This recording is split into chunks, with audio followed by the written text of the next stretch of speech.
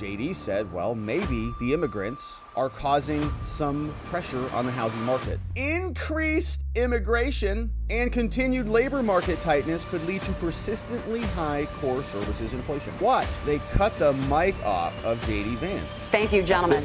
We want to have... app has not been on the books. Muted.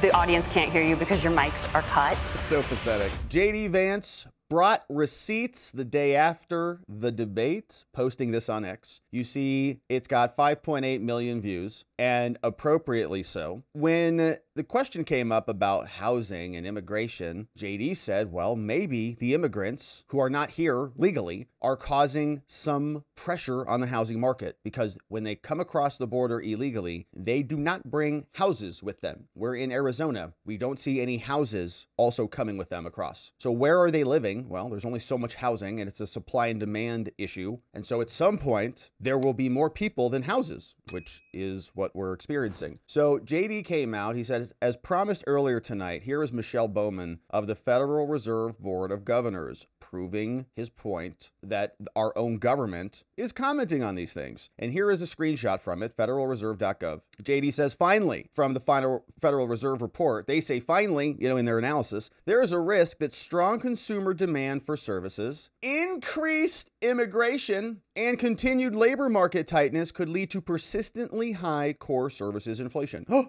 Given the current low inventory of affordable housing, the inflow of new immigrants to some geographic areas could result in an upward pressure on rents, as additional housing supply may take some time to materialize. Wage growth has remained at an elevated rate of between 4 and 5%, still higher than the pace consistent with our 2% inflation goal given trend productivity growth. Now, I have a story to share on this because I was at a networking event and there's a bunch of business owners there, and I met a woman who is starting a business, or actually has a business, and what she does is she will rent properties and she will take those properties and split the rooms. Okay, so let's say you have a 4-bedroom house. You don't really want to Airbnb it. You don't really want to rent it, whatever. She'll come in, as long as you'll let her do this, she'll come in and she'll partition all the rooms. So she'll turn your 4-bedroom house into an 8-bedroom house, or even more, maybe like 10. I was talking to her about the mechanics of it. I'm like, wait a minute, what? You fit 10 people into these places? She's like, yeah. So then they take the living room, they divide that, and they fill them with immigrants. Now you can determine their immigration status. You can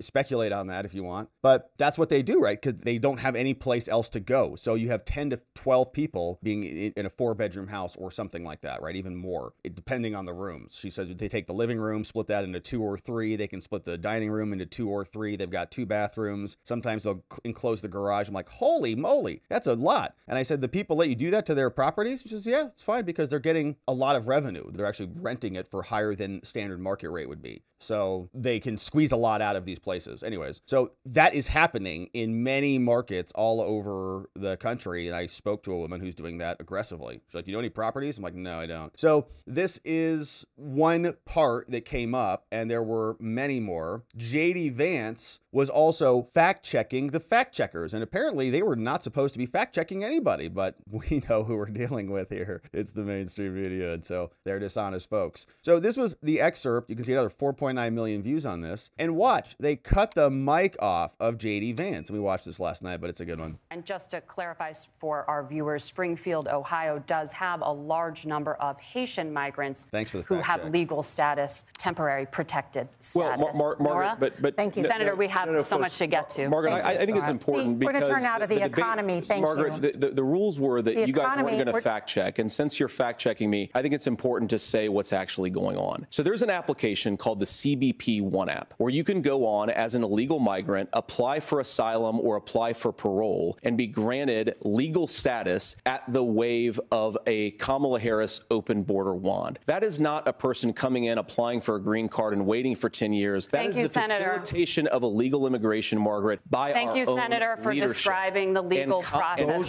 We have so much to get to, Senator. Those laws have been on the books since 1990. Thank you, gentlemen. The CBP One app has not been on the books since 1990. Muted. Something that Kamala Harris created, Margaret. Gentlemen, the audience can't hear you because your mics are cut. So pathetic. Okay. Because your mics are cut. Okay. So it's just the worst. And they were fact checking and they wanted to shut him up. They didn't want them to respond to it.